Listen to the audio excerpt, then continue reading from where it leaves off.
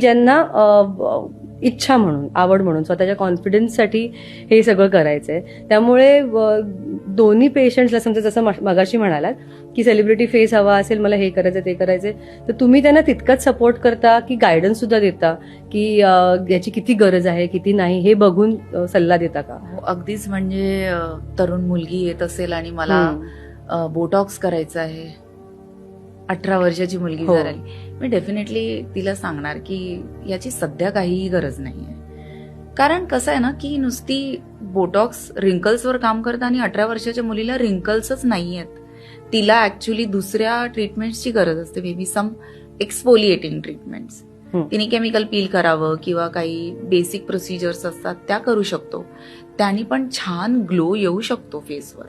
मग हे जे चुकीचा कॉन्सेप्ट जे घेऊन येतात मुली, मग त्यांना समजावं लागतं की आता सध्या गरज नाहीये, आपण या ट्रीटमेंट करू, पण एका पर्टिक्युलर करेक्ट एजमध्ये पण करू.